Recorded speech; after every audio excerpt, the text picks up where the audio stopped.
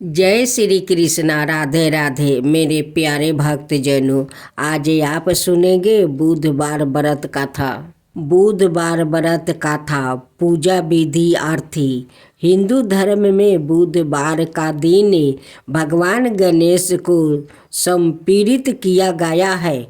ऐसी मान्यता है जो व्याकृत इस दिन सच्चे मन से विघ्नहर्ता गणपति जी की उपासना और उपवास करता है, उसका जीवन के सभी कष्ट दूर हो जाता है। इस व्रत के प्रभाव से व्याकृत के जीवन में सुख शांति आती है।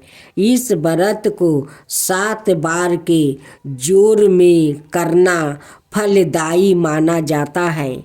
इतनी ही नहीं, बुधवार व्रत करने से बुध ग्रह भी मौजूद होता है।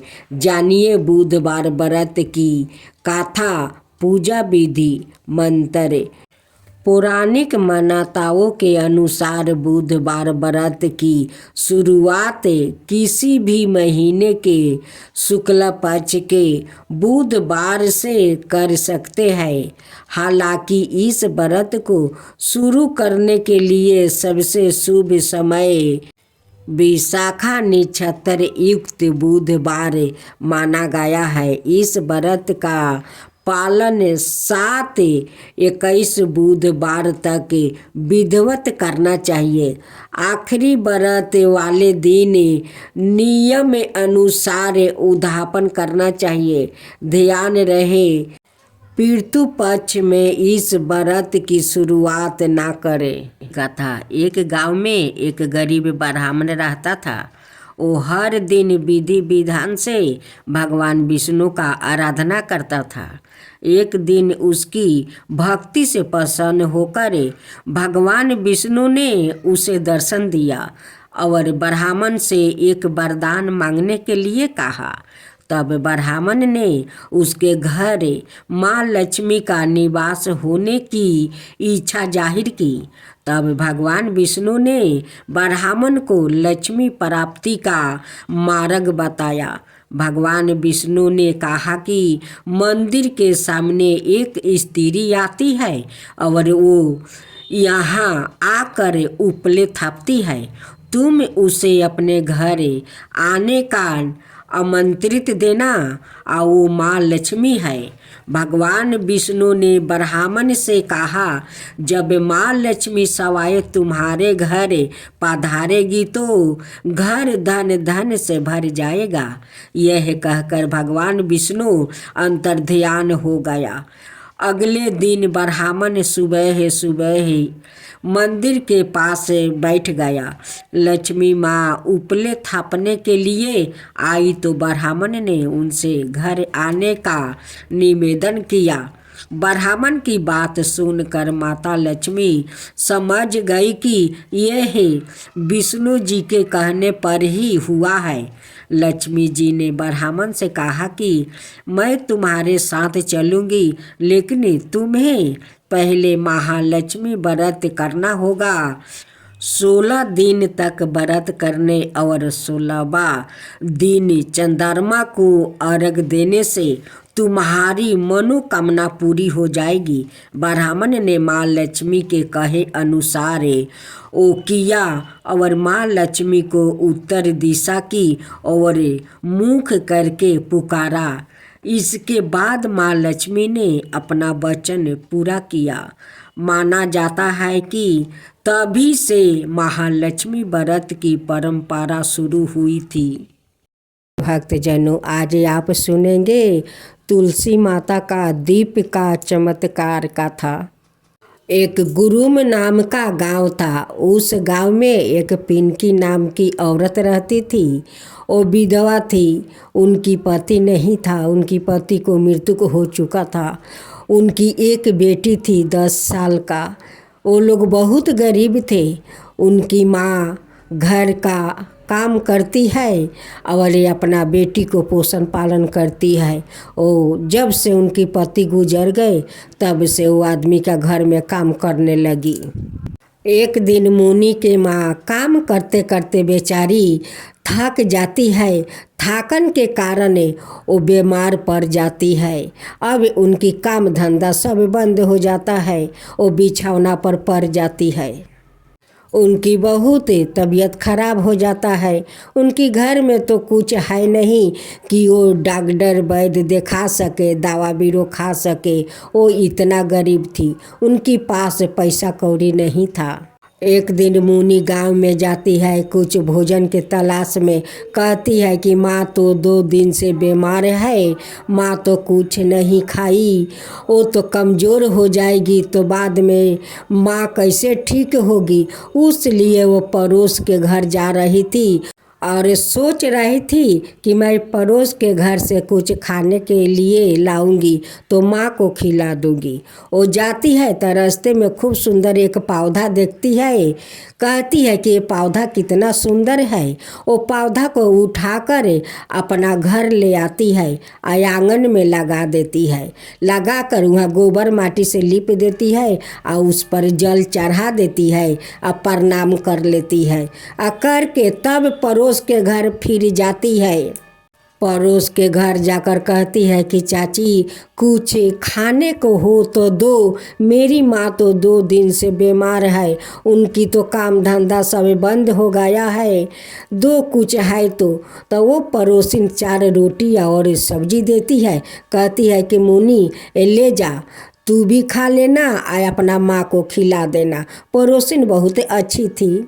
मुनि और रोटी लिया कर माँ से कहती है कि माँ उठो, कुछ रोटी खा लो, नहीं तो तुम बहुत कमज़ोर हो जाओगी तो बाद में क्या होगा। माँ उठो। माँ कहती है कि मुनि मुझे खाने की इच्छा नहीं है, मुझे खाने को मन नहीं करता है।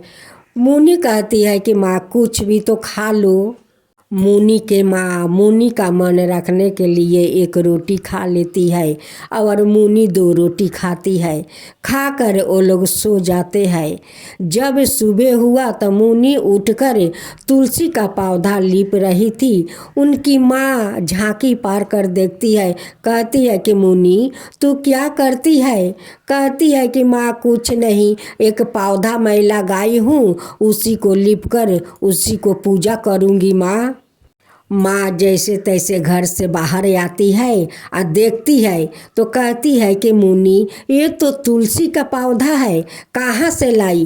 कहती है कि माँ जब मैं पड़ोसिन के घर जा रहा था तो मैं रास्ते में देखा, उसलिए इस पौधा को उठाकर अपना आंगन में लगाकर पूजा कर रही हूँ, लेकिन मुझे तो पता नहीं है कि ये तुलसी के पौधा है।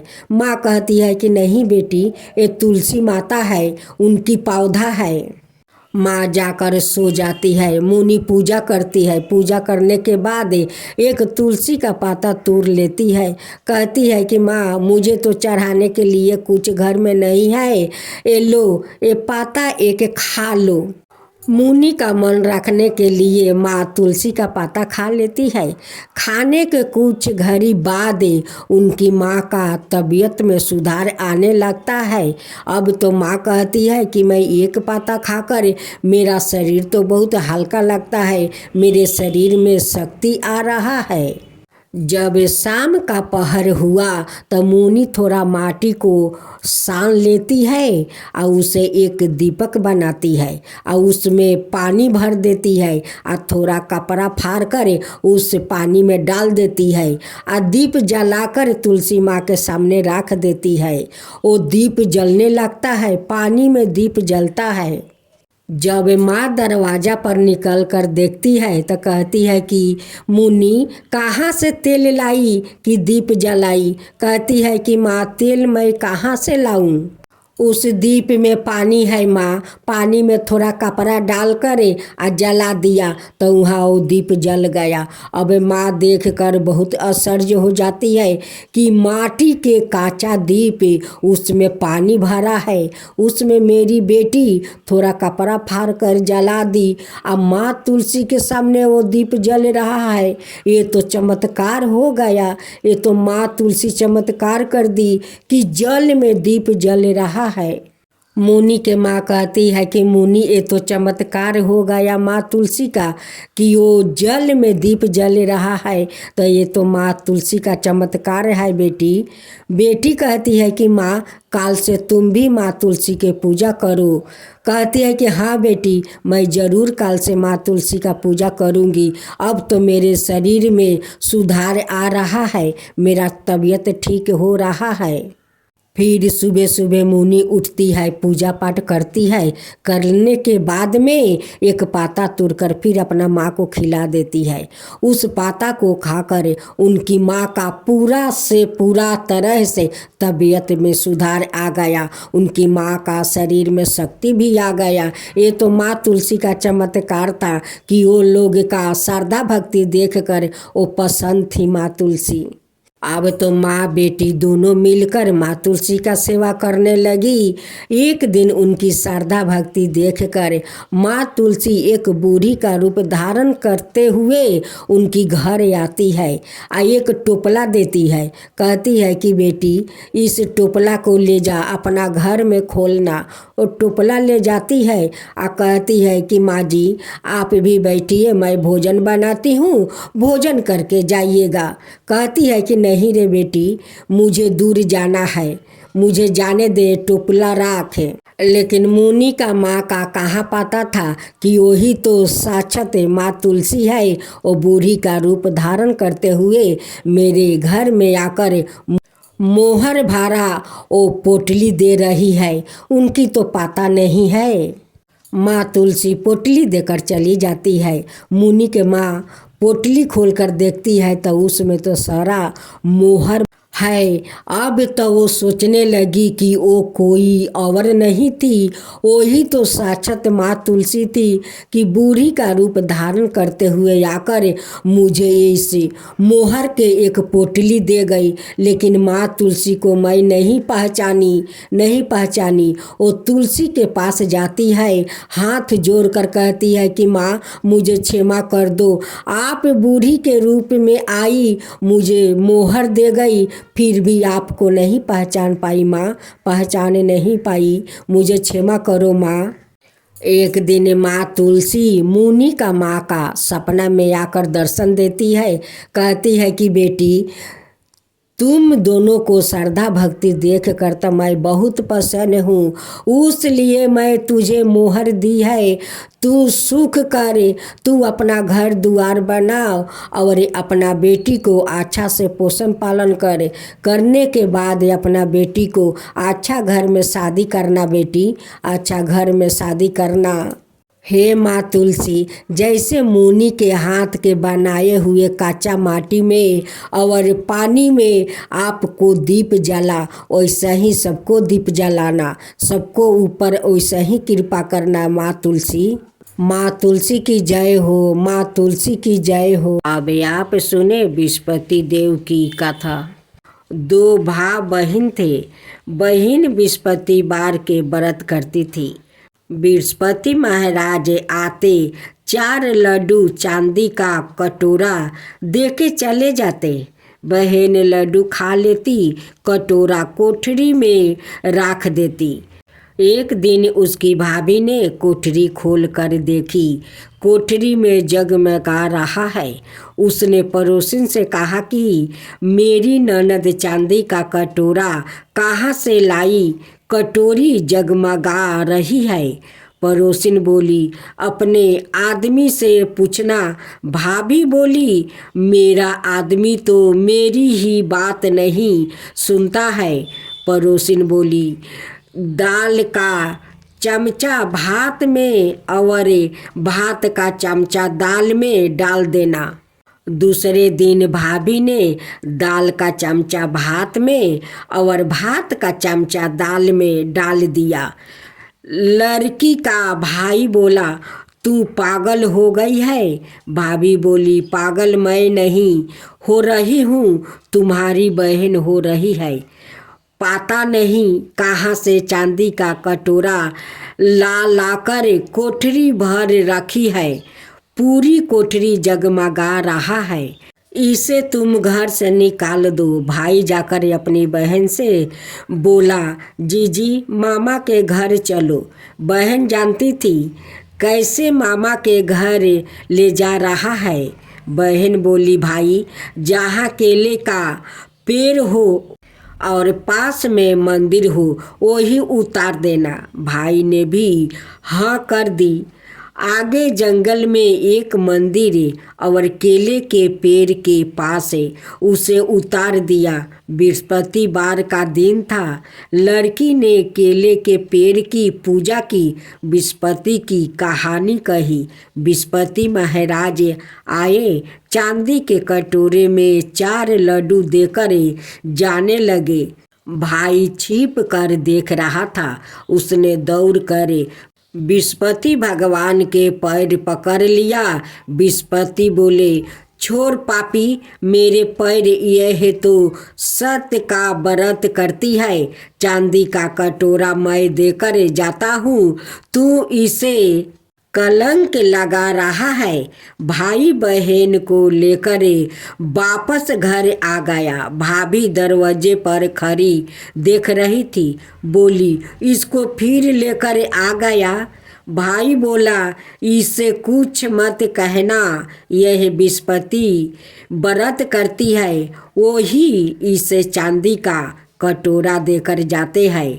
भाभी ने सोचा, मैं भी देखूंगी यह कैसे बृहस्पति के व्रत करती है और वो इसे चांदी का कटोरा देकर जाते हैं। वो जाकर सारे पड़ोसिन में सबको बोले आई, सब अपने अपने बच्चों लेकर आ जाना, मेरी ननद बृहस्पति का व्रत करती है। सबको 4-4 लड्डू और चांदी का कटोरा मिलेगा। बहन ने यह बात सुनी तो वो एक टांग पर खड़ी होकर बोली, हे बृहस्पति महाराज, आज मेरी लाज रखना। 3 बार ऐसा कहा। बृहस्पति महाराज आए, सबको 4-4 लड्डू और चांदी का कटोरा देकर चले गए। हे बृहस्पति महाराज, जैसे उस लड़की की लाज रखी, सबका रखना। अब सुनते हैं जनक पुत्री माता सीता के भाई कौन थे। आइए सुनते हैं। देवी सीता मिथिला के राजा जनक की जेठ पुत्री थी, इसलिए उन्हें जानकी भी कहा जाता है।